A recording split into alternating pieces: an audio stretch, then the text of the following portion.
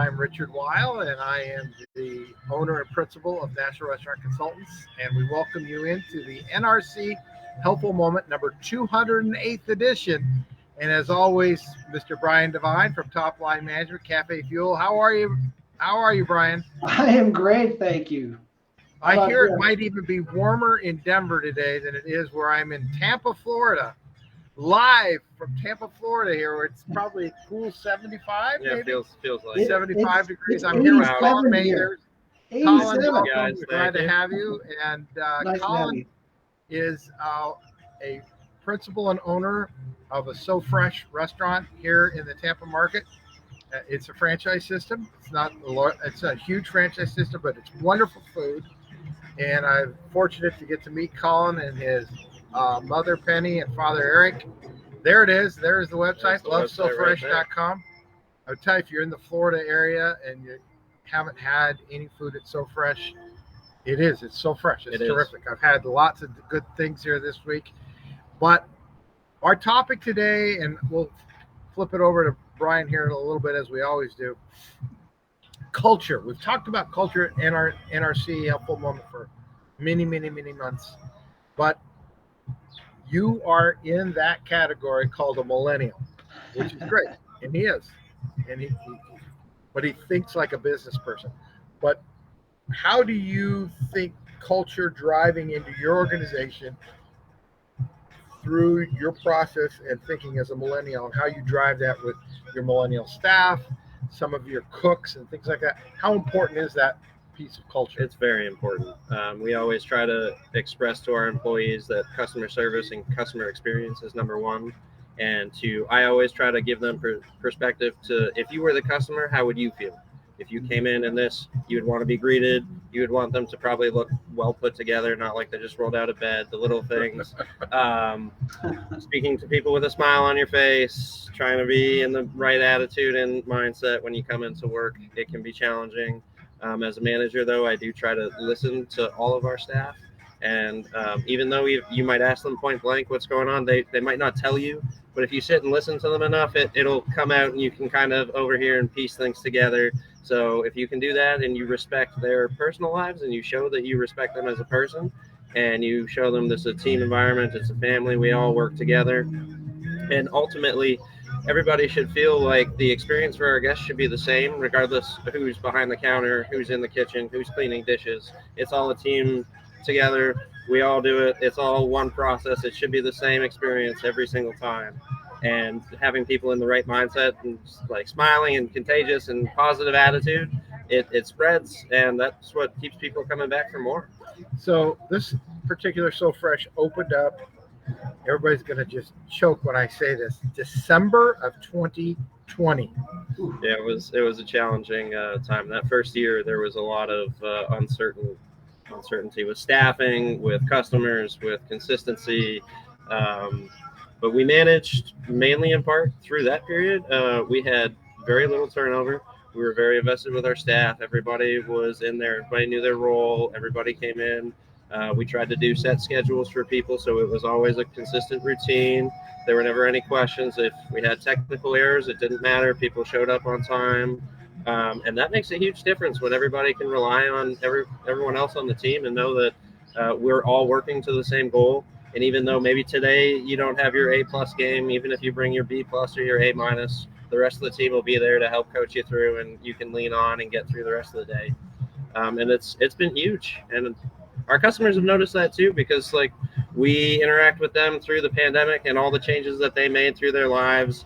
And they appreciate the extra efforts that we would go to try to bring a smile to their face through service, even though the weeks and months of that time were not very good at all.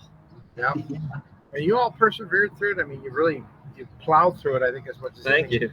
And the culture component, you find it different in terms of working with your younger staff all the way up to maybe some of your staff that might be of Hispanic origin. I mean, you kind of adjust it, yeah, right? definitely. Especially with the younger ones who are currently in college. They are way more tech savvy.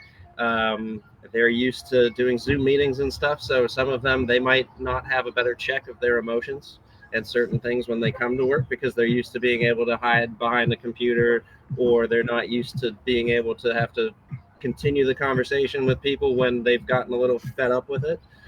So there has been a little bit of that navigating with some of our younger employees, and then like meeting a culture in the middle of young people with some older people who like have different perspectives, different experiences, and we all come together and we can all share stories and hang out.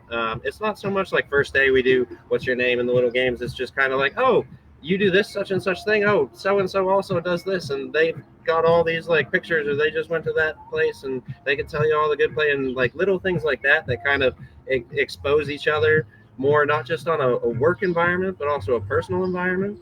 And then the next thing you know, like everybody on your staff has each other's phone numbers. There's group texts that you're not a part of, and they cover off with each other, and they're a well-oiled machine. And it's like the manager can just show up and, oh, I didn't schedule you, but you guys swapped, and that's okay. You guys made it work. So when you can find that balance, it's amazing, and that brings a smile to your face, because as a manager, you don't have to stress. Well, you've created an inclusive environment. Exactly. An inclusive culture. So I'm going to flip it over to Brian. I'm sure you can answer it from a culture standpoint as it reflects upon the marketing side. So Brian, you want to take it from here? Absolutely. Yeah. Thanks, Richard. Thanks, Colin. I think that all I really want to add. For a little technical difficulty. It's okay, Brian. We froze, but go ahead. Keep going. Okay, yeah, no, I'm still seeing you, so you guys looking sound great. But what I wanted to add is that when you've created that culture and you've created that experience for your customers, so that when they come in, they have this great experience. I want you to remember that when that happens, they actually want to hear from you, because you've given them something that they're going to walk away from and feel good about. So when you reach out via text, via email, via messenger, whatever it is, they're happy to hear from you, as opposed to you being a pest, right? So you'd rather be a welcome guest when you reach out with your marketing than a pest. And when you've done that first step and created that culture so that it's pervasive throughout your entire process, then when you go to reach out with your text messaging and everything else, they're happy to get that information. They want to connect with you, so that building your list of customers, again, the most important asset any business has, restaurant or otherwise, is your customers. So if you can reach out to your customers through your list and they want to hear from you and are happy to hear from you, everything is just that much easier. So that's all I wanted to add to it, because I think what you're doing there is fantastic, and it just reminds you that the marketing will get easier when you've done that part too. Oh, for sure. Well, those are great points, and I think you both have really strong. You're completing the circle, if you would, going from the operations to the marketing side, and how it all comes back to each other. That's right. It gets to the point where your customers will recognize and know your staff members by name, and sometimes if they come in and it's somebody's day off, they'll make a comment. Oh, where's so and so? I haven't seen them the past couple of times that I've been in. Oh, well, no, they're around, but just they've been doing this. And then you tell the staff member, hey, so-and-so was asking about you. And you'll see their face light up, because they might not think that they could be remembered as much. And it just kind of makes it that much better. Yeah, I love it. That's great. Well, that's it for our NRC Helpful Moment. Cultures in terms of the process from a millennial perspective. Colin Mathers, it's been a pleasure. It's been a pleasure working with you this week as well. Well, I appreciate that. And Brian, as always, thanks for being here. And that concludes our NRC Helpful Moment for today. So bye for now, everyone. Bye, everybody.